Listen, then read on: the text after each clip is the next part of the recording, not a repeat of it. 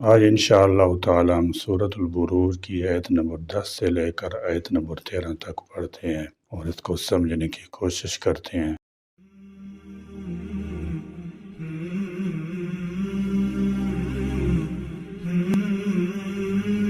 اعوذ باللہ من الشیطان الرجیم، بسم اللہ الرحمن الرحیم۔ ان الذين فتنوا المؤمنين والمؤمنات ثم لم يتوبوا فلهم عذاب جهنم ولهم عذاب الحريق۔ ان الذين آمنوا وعملوا الصالحات لهم جنات تجري من تحتها الانهار ذلك الفوز الكبير۔ ان بطش ربك لشديد انه هو يبدئ ويعيد۔ ان بے شک الذین وہ لوگ جنہوں نے فتنو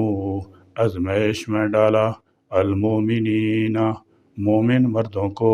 والمومنات اور مومن عورتوں کو ثم پھر لم نہ یتوبو توبہ کی انہوں نے فلہم تو ان کے لیے ہے عذاب ہے جہنم جہنم کا ولہم اور ان کے لیے ہے عذاب ہے الحریق جلانے والا۔ فرمایا ان الذین فتنوا المؤمنین والمؤمنات جن لوگوں نے ایماندار مردوں اور ایماندار عورتوں کو فتنے میں ڈالا، دین سے گمراہ کرنا چاہا، پوری کوشش کی کہ لوگ اس لڑکے کے دین سے پلٹ جائیں اور دوبارہ کفر کا راستہ اختیار کر لیں، ثم لم یتوبوا پھر اس قبیح فعل کے ارتکاب کے بعد توبہ بھی نہیں کی، اپنے اللہ سے معافی بھی نہیں مانگی، خدا تعالیٰ کے ہاں ان کے لیے سخت جلانے والی سزا مقرر ہے۔ جس طرح دنیا میں ایمان والوں کو زندہ جلا رہے ہیں، قیامت کے روز یہ بھی آگ کا ایندھن بنیں گے۔ اللہ تبارک و تعالیٰ نے اس مقام پر اپنی خاص رحمت بخشش کی طرف بھی اشارہ فرما دیا کہ اتنے بڑے جرم کے ارتکاب کے بعد بھی اگر یہ لوگ توبہ کر لیں، مجھ سے معافی مانگ لیں تو میں معاف کر دوں گا۔ یہ اللہ تبارک و تعالیٰ کے علم اور بردباری کا بہت بڑا ثبوت ہے کہ اس کی بخشش ہر وقت گناہ گاروں کی تلاش میں رہتی ہے۔ وہ نہیں چاہتا کہ اس کا کوئی بندہ جہنم کا شکار بنے، بلکہ وہ تو لوگوں کو اس آگ سے بچانا چاہتا ہے جو دنیا کی آگ سے بھی 70 گنا زیادہ سخت ہے۔ ان بے شک الذین وہ جو آمنو ایمان لائے وعملو اور انہوں نے عمل کیے الصالحات نیک لہم ان کے لیے جنات ایسے باغات تجری کے بہتی ہیں من تحتہا ان کے نیچے سے الانہار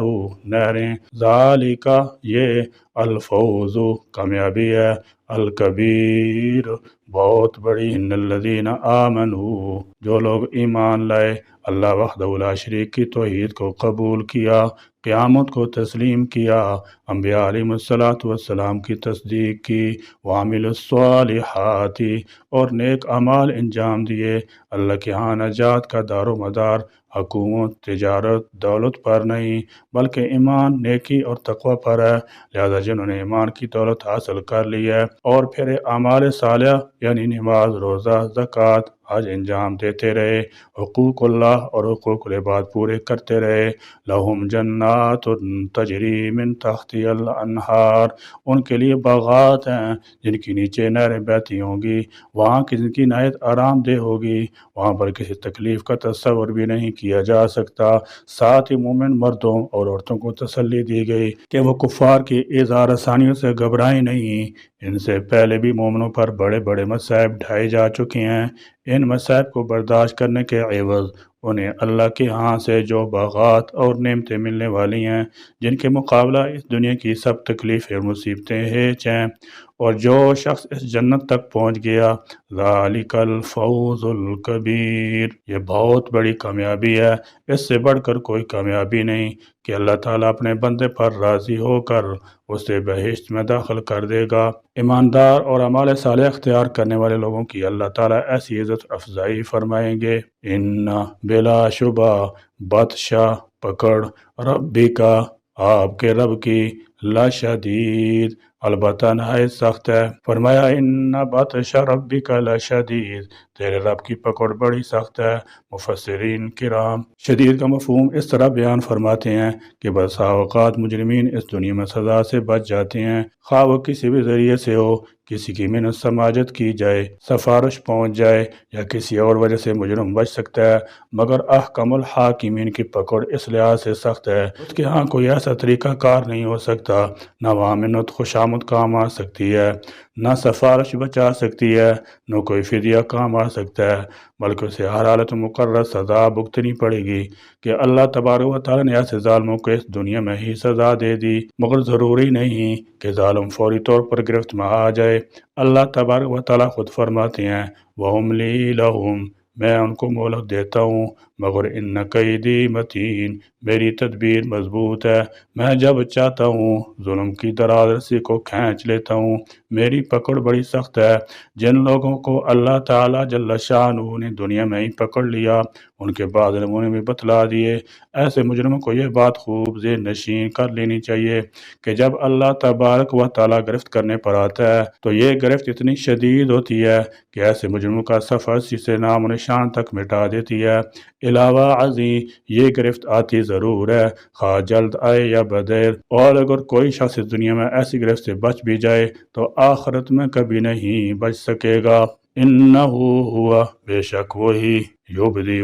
پہلی بار پیدا کرتا ہے، ویعید، اور وہی دوبارہ پیدا کرے گا۔ رب تعالیٰ کی صفت یہ ہے انہ ہوا یبدئ ویعید، یعنی وہ وہی ذات ہے جس نے تمہیں ابتدا میں پیدا کیا، اس بات کو تم بھی تسلیم کرتے ہو، لہذا وہ دوبارہ لوٹا کر مجرم کو سزا بھی ضرور دے گا، اور یہ بھی کہ اس کی گرفت بھی بڑی سخت ہے، جب وہ مجرم کو پکڑتا ہے تو سزا دیے بغیر نہیں چھوڑتا، اس کی سزا سے کوئی بچ بھی نہیں سکتا۔ اس زندگی کے بعد کسی کو مزید سزا دینے کی دسترس نہیں ہے، کیونکہ موت کے بعد کوئی کسی کو زندہ نہیں کر سکتا، معدوم کو لوٹا نہیں سکتا، لہذا موت کے بعد سزا کا تصور نہیں کیا جا سکتا، مگر اللہ تبارک و تعالیٰ وہ ذات ہے جو مردہ کو دوبارہ زندہ کر دے اور معدوم کو لوٹا دے، لہذا وہ سزا بھی بار بار دے سکتا ہے۔ اللہ تبارک و تعالیٰ نے اہل دوزخ کی سزا کا قانون قرآن پاک میں فرما دیا کلما نضجت جلودہم بدلناہم جلودا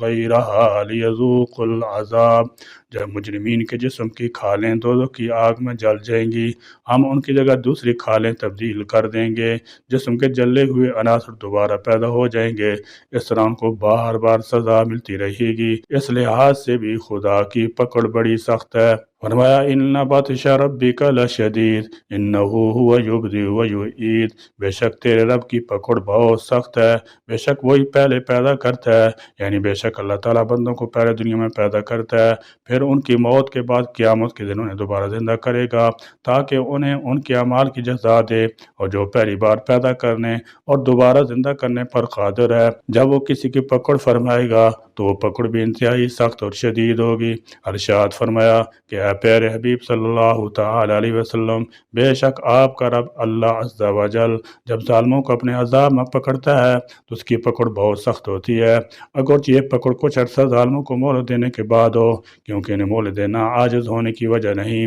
بلکہ حکمت کی وجہ سے ہوتا ہے۔ عنایت میں اور اس شخص کے لیے نصیحت ہے جو لوگوں پر ظلم کرتا ہے کہ اگرچہ ابھی اللہ تعالیٰ جل شانہ نے اس کی پکڑ نہیں فرمائی، لیکن جب بھی اللہ تعالیٰ جل شانہ نے اس کے ظلم کی وجہ سے اس کی گرفت فرمائی تو وہ بہت سخت ہوگی، اور یہ گرفت دنیا میں بھی ہو سکتی ہے اور آخرت میں بھی، جیسے کہ حضرت ابو سعید خدری رضی اللہ تعالی عنہ سے روایت ہے کہ رسول اللہ صلی اللہ تعالی علیہ وسلم نے ارشاد فرمایا اے لوگو، اللہ عز و جل سے ڈرو، خدا کی قسم جو مومن دوسری مومن پر ظلم کرے گا تو قیامت کے دن اللہ عز و جل اس ظالم سے انتقام لے گا۔ اور حضرت انس رضی اللہ تعالی عنہ سے روایت ہے کہ رسول اکرم نور مجسم صلی اللہ تعالی علیہ وسلم نے ارشاد فرمایا جس نے کسی ظالم کی اس کے ظلم پر مدد کی وہ قیامت کے دن اس حال میں آئے گا کہ اس کی پیشانی پر لکھا ہوگا یا اللہ عز و جل کی رحمت سے مایوس ہے۔ اور حضرت علی المرتضی کرم اللہ تعالی وجہ الکریم سے روایت ہے سرور کائنات صلی اللہ تعالی علیہ وسلم نے ارشاد فرمایا مظلوم کی بد دعا سے بچو کیونکہ وہ اللہ تعالیٰ سے اپنا حق مانگتا ہے اور اللہ تعالیٰ کسی حقدار کو اس کے حق سے منع نہیں کرتا۔ اللہ تعالیٰ ظالموں کو اپنے ظلم سے باز آنے کی توفیق عطا فرمائے اور ہمیں ظالموں کے ظلم اور شرینوں کے شر سے محفوظ فرمائے۔ آمین۔ وآخر دعوانا الحمد للہ رب العالمین۔